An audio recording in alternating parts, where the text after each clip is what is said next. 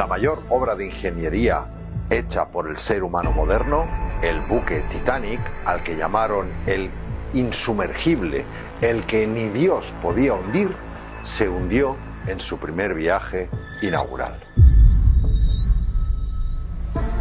Y como siempre, la historia la conocemos por las películas, en este caso, muchas y muy taquilleras, quedando todo en una simple y romántica historia de amor. Pero algo no cuadra en esta historia, y es pura física. La versión oficial dice que el Titanic rozó, que no chocó, contra un iceberg, que le produjo al pasar una brecha en el casco de 120 metros de largo. Pero el hielo submarino de un iceberg jamás puede producir una grieta así en un casco de acero de doble plancha de 2,5 centímetros.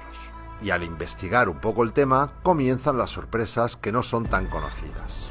El Titanic tenía un hermano gemelo, pero menos lujoso, que se llamaba Olympic, fletado unos meses antes, los dos propiedad de J.P. Morgan. El Olympic, ya funcionando y capitaneado por el mismo capitán Smith, que sería después el capitán del Titanic, tuvo un duro accidente con un buque de guerra inglés, lo que le causó daños estructurales graves e irreparables que lo convertían casi en producto de desguace. Pero su propietario, J.P. Morgan, no había asegurado el Olympic y tenía que hacerse cargo de la reparación de las dos naves. En Belfast, en 1911, estuvieron los dos barcos juntos en el astillero y en esos meses les cambiaron el nombre a los cascos, añadiendo una cuarta chimenea que no funcionaba y decoraron el Olympic averiado para que suplantara al Titanic. Y en el famoso viaje inaugural salió el Olympic averiado y escorado, haciéndose pasar por el Titanic. Con esto, la compañía de seguros cubrió la operación con $5 millones de la época y el auténtico Titanic siguió navegando bajo el nombre del Olympic hasta 1935. Curiosa historia, ¿verdad? Pero esa no es la única sorpresa, ni mucho menos, porque 5 días antes que el Titanic salga un buque llamado SS Californian, del mismo propietario, J.P. Morgan, cargado tan solo con mantas y jerseys, y que se quede anclado en el punto donde iban a ocurrir los hechos, es curioso.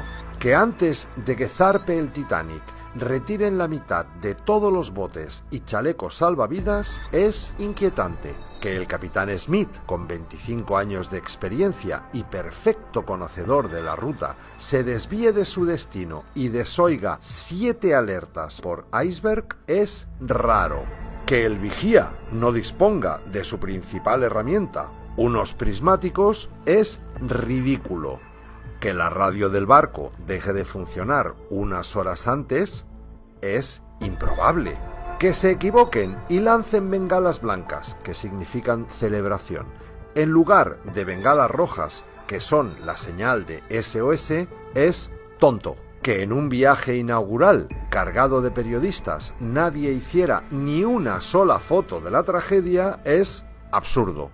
Pero que el hielo corte el acero es imposible, pura física. Y bueno, pensaremos, ¿todo este montaje para hacer una trampa a la compañía de seguros? No, desde luego. Lo que aquí se estaba jugando era la creación de la Reserva Federal, donde la mitad de los grandes hombres de negocios del momento, como las familias Rockefeller, Rothschild, Morgan, etc., estaban a su favor. Pero la otra mitad, las familias Aston, Guggenheim y Strauss, lo veían como una auténtica locura. Pues bien, los que estaban a favor, como J.P. Morgan, como dueño y a pesar de ser el viaje inaugural de su barco, deciden a última hora no embarcar tanto él como unos 50 amigos suyos y miembros de la naviera, llegando algunos de ellos a dejar sus enseres personales y personal de servicio dentro. Y murieron, casualmente, todos aquellos que estaban en contra de la creación de la Reserva Federal. Al año siguiente, 1913, y sin oposición, se reunieron los banqueros supervivientes y crearon la Reserva Federal. Y al año siguiente, 1914, se inició la Primera Guerra Mundial, financiada en sus dos bandos por la propia Reserva. Pero llega el momento, en 1985, en que encuentran el Titanic a 3.000 metros de profundidad y... ¡oh, sorpresa!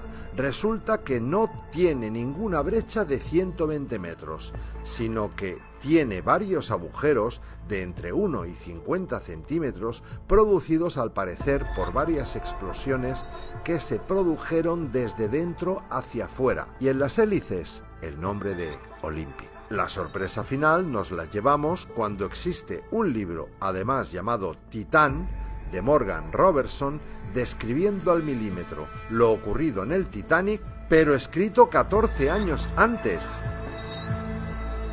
Bueno, a ver si ahora alguna productora se digna a hacernos una película más creíble sobre lo que pasó, a fin de disiparnos las grandes dudas que tenemos todos sobre el hundimiento del Titanic.